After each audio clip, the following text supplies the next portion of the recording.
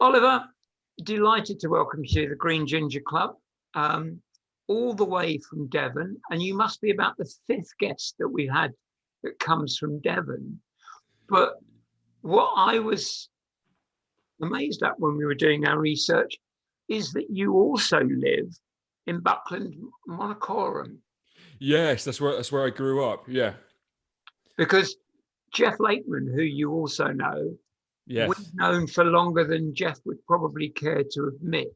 And yeah, he's quite a notorious man on the scene nowadays. Especially, he sort of had a rejuvenation of his career. You know, at the ripe old age of 70, whatever he is. He's I mean, obviously he's contributed a huge amount to the folk scene throughout his life, because he used to run a folk club down in Milton Combe, which is the neighbouring village to Buckland Monacorum, and he ran that for many years, and obviously produced one of the greatest folk dynasties of the British Isles as well, in the three boys.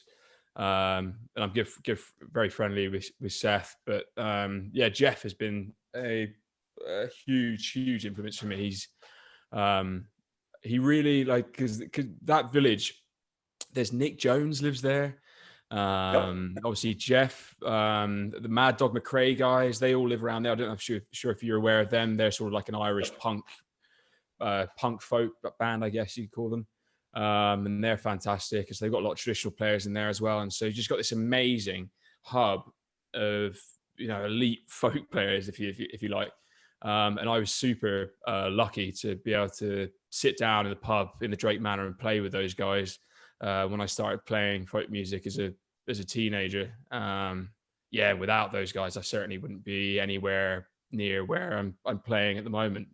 That pub, you get people. Actually, I've met a few people who have actually moved to the village because of the musical environment that pub has created, and the vibe of the whole village, just the musical culture and everything. And people say, oh yeah, well, we moved to the village, we'd been here before and we'd seen all the music that goes on in the pub and everything, and decided to move here, so it really does leave an impression on people. And that's why I think a lot of my writing and things, a lot of it's been centered around drinking and being in the pub. Just because of how lucky I am to have that place. I mean, if my local was a Wetherspoons, I very much doubt I would be, as able to romanticize that as I am as the pub, But we ought to stop talking about pubs and talk about your music. I could talk about it all day. So could we. Particularly your songwriting, which seems to be very much centred in the Dartmoor area and Devon. Yes, yeah, and ever since I was young, I think it's probably due to largely my mother and my grandparents. They, especially my granddad, they sort of just instilled, I guess, some level of like local pride in, like, I should, be. I don't know, like, pride in somewhere where you're from is a strange one, because obviously you didn't earn it. It's not anything that you've earned. But I feel grateful to have grown up in that area, and it's massively influenced the way in which I write. There's such a breadth of history. I mean, obviously Seth Lakeman's been, he's made a career out of writing songs about that area. It's what catapulted him when he wrote Kitty J. It was a concept album about Dartmoor, about Dartmoor tales. But that there's such a breadth of history and folklore that you could be writing forever. I mean, I do write songs about traditional folk tales, but more so, I guess I write half and half about contemporary issues and tales and legends and stories of Dartmoor and Devon and Cornwall more widely as well. And in terms of William Pengelly, what was the inspiration for that? So that was a story that I'd read about a long while ago, and it was basically the story. It was just such a romantic story that hadn't been written about. It was basically this guy called William Pengelly, and he used to farm the land up from a place. I don't know if you may be familiar with it. It's a place called Burritle Reservoir, which is on Dartmoor. It's a big reservoir that was constructed in the later 1800s. But he he basically, when they decided they were going to build the dam, and obviously the river was going to rise, and so they basically decided to evict all the farmers upstream, up valley from where this dam is being built. And William Pengelly was just this stubborn bugger, and he just said, "No, I'm not going. I'm not moving." And they tried, and there was just a tussle back and forth for years, and he didn't move. And then he eventually died he said this amazing phrase. It's like, "The only way you'll ever get me out of this valley is in a coffin." And that's eventually what happened to him. And it was I forget the day. It was in 1931. He eventually died at the age of 90. And he was taken in a traditional Dartmoor funeral, which is basically you were laid on a chariot on the back of a wagon, and you were taken from where you lived down to the nearest parish. And he was taken from his farm, followed by all the other farmers that had been evicted from the land. And he was then taken down and buried in an unmarked grave down in Sheepstor. Which is it was such a lovely story that I just couldn't help myself, and so I just wrote that ballad about him. I'm William Pengelly, I'm a farmer down here, two fine young daughters and a wife I love dear. To the west side I hoped I'd never see, smoke rising and the men approaching near. Run along, children, these are men I've not seen. What have you come for? What has brought you out here? We've come for the land you love so well. The river rising, no longer dwell. And I heard my father say, "Dear Willie, these Devon hills are yours. And if the dam and river should rise, when I'm gone, pull strong against the tide. When I'm gone, men like us you'll not find, but we're the last of our moorland kind."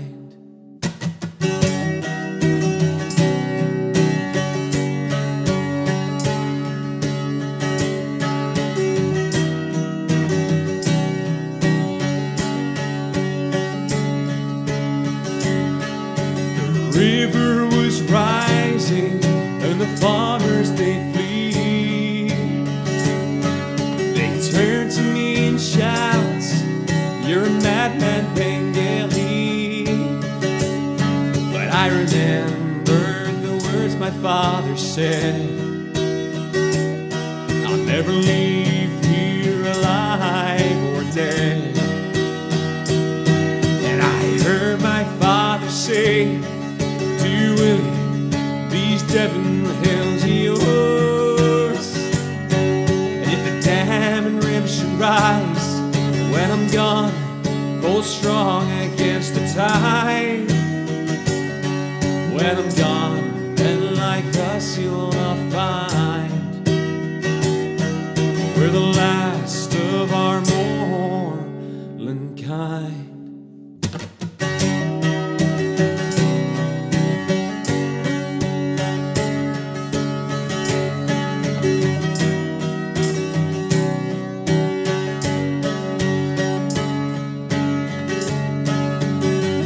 My body rests on a wagon so fine, with my daughters and the farmers walking down by my side. From the hills down to Sheepstor town, to lay this Dartmoor dweller down. And I heard my father say, "Dear Willie, these Devon hills are yours. And if the dam and river should rise, when I'm gone, hold strong against the tide. When I'm gone, men like us you'll not find. We're the last of our moorland kind. Yeah. Talking about writing songs and getting inspiration when you're working, do you have a notebook where you write, scribble it down, or how do you operate? So I have on my phone, I have a list. So I'll be down the pub, say, and then somebody will say something, and then I'll have that idea, and then I'll write that idea down just as like a rough concept. Sometimes I wake up in the morning and I'll look at it and I'll be like, good God, what on earth is that? And it's just a load of rubbish. But then sometimes it's like a bit of an idea, you're like, okay, that works. And then I will have, I've got, violins and banjos and mandolins in here, and I'll be playing. I play them. I get probably an hour and a half a day after work or so, and I'll have like a bunch of melodies that are just sort of sat around in my head, or riffs. And then I'll take an idea. Say I don't know. I can't think of one at the moment, but I'll take an idea that maybe is a bit of a somber one. And if there was a melody that I had that was in the key of, like in the minor key, say, that just worked together, then I try and work them together in a way. And it really is. I think people who don't write songs underestimate the extent to which it's really just like, it's about 5% of the time that you actually manage from trying to start writing a song. You actually write something that's half worthwhile. For me, at least, for like 95% of the time, I'll have an idea and I'll have a rough melody, but then I'll try and put them together, and it just won't work for whatever reason. And it's just a hit and miss. And then occasionally when it happens and it feels right, and you have like the syllables just work with the melody, and the imagery all just works. And the best songs always just come in about 15 minutes. The ones where I'm sat there writing it for days, I find are the worst, because they don't come to you naturally. They don't really flow particularly well. But the ones that are just that come, I'll literally start writing it. Oh wow! And you can imagine it in your head. You can imagine the scene and of the person or the setting that you're setting this song in, and then it just comes so quick, and that's a real pleasure. But yeah, that's generally how I write. Just come up with the idea and then try and match it in some way to a melody afterwards. Yeah. Oliver, dare I say, I think you tend to put yourself down a bit as a musician. I saw you quoted somewhere as saying, when it comes to a musician, I'm kind of somewhere near the bottom of the pile, which I think is absolute bloody rubbish. I mean, there you are as a multi-instrumentalist. Now, I've seen you even frailing a banjo on a ship or something. Yeah. But do you think that's less about what you think of yourself as a musician than the relative importance you put to the music and the words that you're writing? I guess, yeah.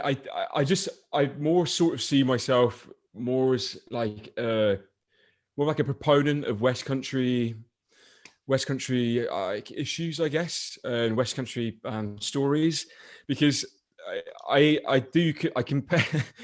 I've grown up in a village that is full of such amazing musicians that, like I'm playing with Seth and Jeff, that I, in terms of like my fiddling and guitar playing, I'll just never be like a virtuoso violin player or a virtuoso guitar player. But so I just try to do the thing that I think I'm relatively, I think I do best, which is I love doing research about the local area, and I'm fascinated about Dartmoor particularly, and I just love local history, and so I spend a lot of time looking at these things. And so obviously I can play. I'm a multi-instrumentalist. So I can play the violin and most stringed instruments, but I don't play any one to a very, very high standard. And so I just try to focus on the things that I know that I'm relatively good at, and that's just trying to I guess like you say, focus on the lyrics and try and just push forward, I don't know, my rubbish ideas, I guess. Yeah, just yeah, and that's what I enjoy. That's what I really enjoy. And I'm almost past the point really where I feel like I feel like I'm too old now. I know I'm very young, but I'm almost too old to. I know I'm not going to be, you know, an amazing violin player, but I can still improve on my lyricism and all those sorts of things. So that's what I try and focus on, you know. On the new album, you've got a song which is, I reckon, a protest song in Please Don't Take My Home. How did you come to write that? That actually, I remember I wrote that quite a while, probably about a year and a half, maybe 2 years ago. And it came just it was more I had the melody for that one initially. And then I had the Please Don't Take My Home. It just worked with the chorus. And I had the idea of just obviously writing about the second homes crisis, and just about the sort of like urbanization of, you know, greenfield sites and yeah, and so I just, and the, you know, the closing down of rural, you know, pubs and shops and as a result of the second homes crisis, and it sort of it just all seemed to work quite well. Yeah, it sort of came together like that, really. Please don't take my home. Please don't take my home for your own. Please don't take my home. Please don't take my home for your own.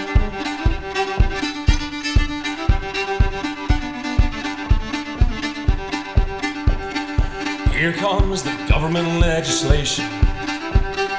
Let's add some gray to this evergreen plantation. They're building a highway to keep up with demand through the heart of this green and pleasant land. Please don't take my home. Please don't take my home for your own. Please don't take my home. Please don't take my home for your own.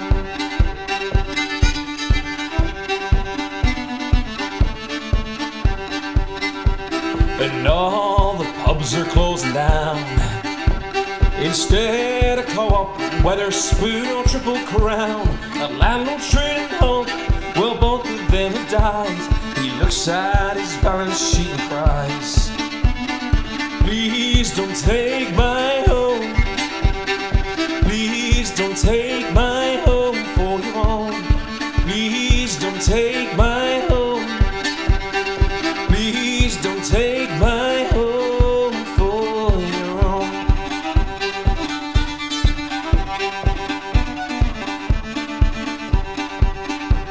The winter months are coming round. The village lying empty without a single sound. The Emirates, they head back up the M5 corridor. The village boy leaves a message on the wall. Please don't take my home. Please don't take my home for your own. Please don't take my home. Please don't take my home for your own.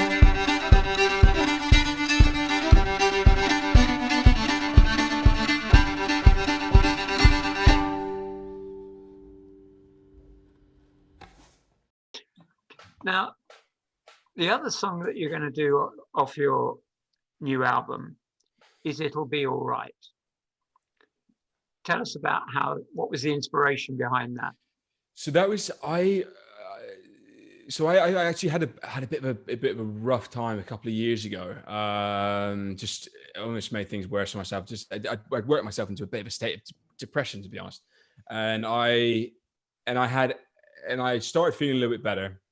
And I decided, I was like, I'm gonna write a song about, because when you're in a bit of a state like that, it's so hard for you to be objective about where you are and see all the good things that you've actually got going on, because you're just in such a, you're caught up in your own thoughts, you're ruminating constantly, and it's so hard to, and so I thought it'd be a good idea to write a song. It was just basically like to understand that objectively things aren't that bad and they will get better. And I sort of use the analogy that a tree, an autumn tree, doesn't know that its leaves are going to grow back as the leaves are falling, and so I sort of had that idea, and so I just wrote that, and obviously the lyric that keeps reappearing is "It'll be alright," so I named it that. And then obviously COVID hit literally 5 months after, and so then that song sort of had an even sort of bigger had a bigger impact. So I decided to put that one on as sort of like the last like recorded track on the album, track number 10. I had like a live track on at the end there as well, but yeah, it was the last recorded track, and yeah, it's my girlfriend's favorite. it's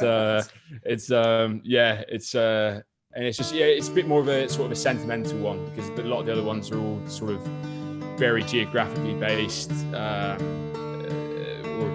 about tales or about a specific place, but that's just more of a sort of sentimental one to finish it off, which I thought was quite nice, especially given the time being locked down, home recordings. I thought it was a nice way to finish it.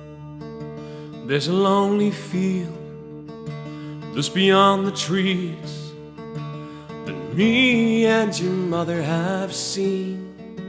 When you open the gate and walk alone, it'll feel like you'll never come home. But don't worry, son, for in time it'll be alright.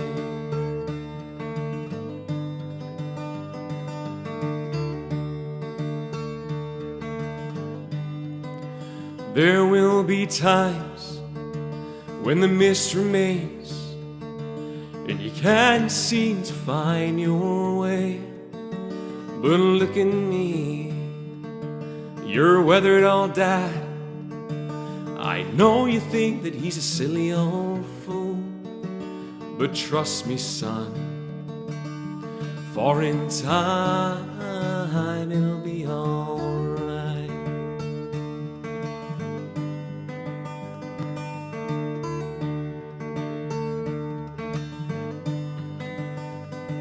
For the darkness will pass as soon as it came, as the winter wind turns into the summer sun.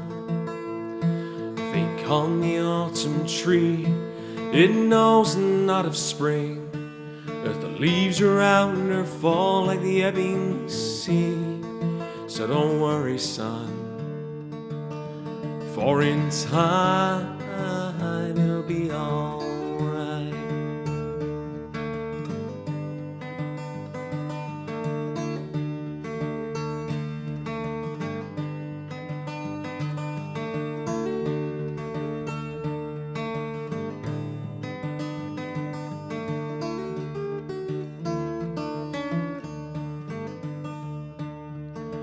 When I picked you up from the Boston day, your face didn't look the same. I guess they didn't let you play their game. I guess they called you that horrible name.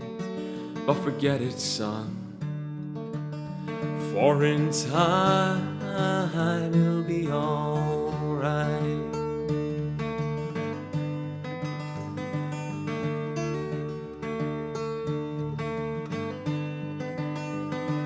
For the darkness will pass as soon as it came, as the winter wind turns into the summer sun. Think on the autumn tree, it knows not of spring, as the leaves around her fall like the ebbing sea. So don't worry, son, for in time it'll be alright.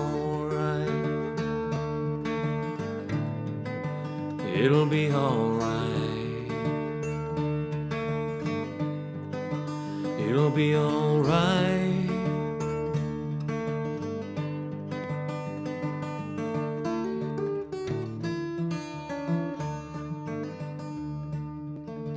If you listen to a word I said, just take from me this last request. When the rain it falls and the wind it blows, embrace it all until it goes. For in the end and in time, it'll be alright. It'll be alright. It'll be alright.